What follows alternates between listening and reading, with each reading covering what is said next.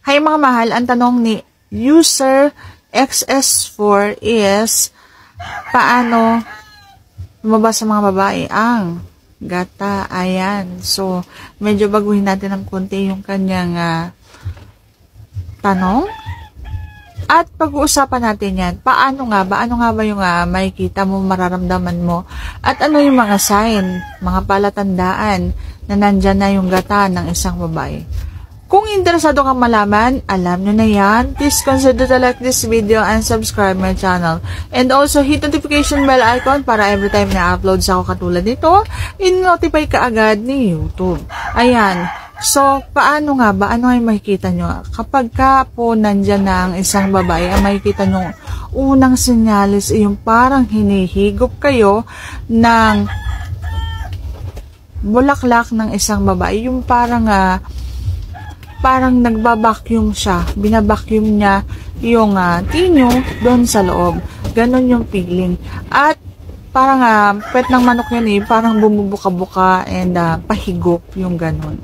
Yung alam niyo yung kapag nangitlog na yung manok, yung ganon. And hindi yan mapakali sa kapit, kung saan siya kakapit, kasi kukuha siya ng lakas, kasi parang nakakapanghina yan, yung masarap na feeling na nakakapanghina.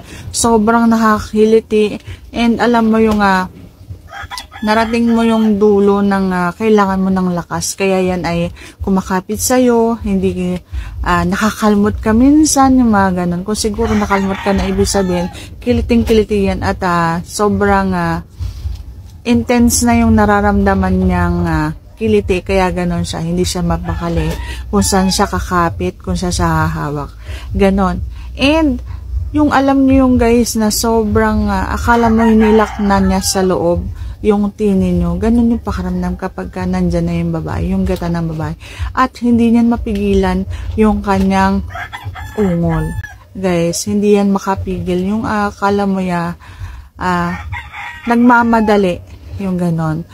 And kapag halimbawa ang isang babae hindi masalita, hindi siya expressive ng kanyang nararamdaman, sobrang higpit lang ng kapit niyan sa'yo.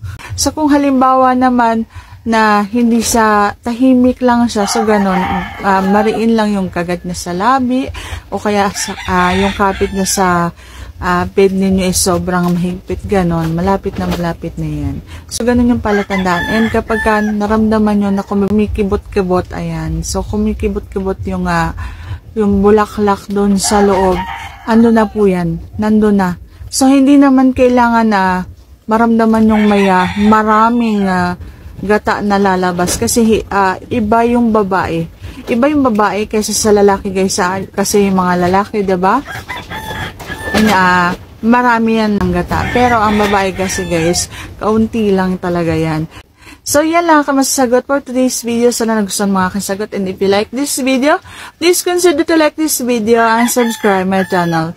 Thank you for watching. See you on my next vlog.